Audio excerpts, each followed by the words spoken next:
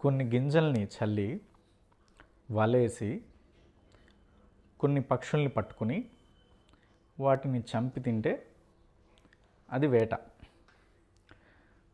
అలా చేసేయడం క్రూరత్వం. ఇంకో రకం క్రూరత్వం ఉంది. ఒక కొత్త ఏరియాకి మీరు వెళ్ళగానే ఆ పక్కింటి వాళ్ళు వచ్చి మిమ్మల్ని పొగుడతారు. మీ ఇల్లు చాలా చక్కగా సర్దుకున్నారండి, మీది మంచి జాబ్ అండి, ఇలా పొగుడతారు. అలా పొగడగానే మన బ్రెయిన్లో హ్యాపీ హార్మోన్స్ ప్రొడ్యూస్ అవుతాయి. దానికి మనం అడిక్ట్ అవుతాం. కొద్ది రోజులు గడిచిన తర్వాత చిన్నగా ఏదో ఒక రిమార్క్ చెప్తారు. ఇది ఒక్కటి మార్చుకుంటే బాగుంటుందండి, మీ షర్టు డార్క్గా ఉంది, మీకు డార్క్ షర్ట్ సూట్ అవ్వండి, ఇలా చెప్తారు.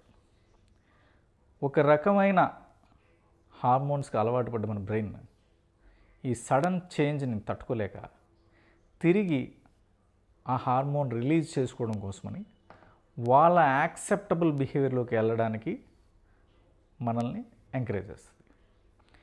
ఈ పొగడ్తా విమర్శ, పొగడ్తా విమర్శ, ఇలా 2 రకాల హార్మోన్ని మన బ్రెయిన్లో మార్చి పుట్టించడం ద్వారా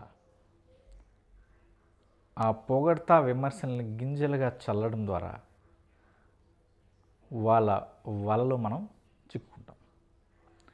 ఇలా మార్చి మన ఎమోషన్స్ మీద ప్లే చేయడం కూడా ఒక రకమైన వేట. ఇక అప్పటి నుంచి మనం వాళ్ళ అప్రూవల్ కోసం పాకులాడుతుంటాం. వాళ్ళ అప్రూవల్ మనకు దొరకదు అనుకుంటే వాళ్ళని మనము విమర్శిస్తాం.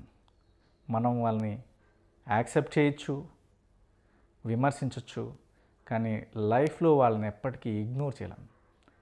They get a seat and SIT in your brain. ఆ వేట క్రూయల్టీ అయితే ఈ వేట కూడా క్రూయల్టీయే.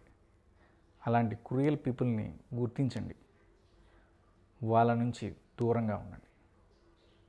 Best of luck.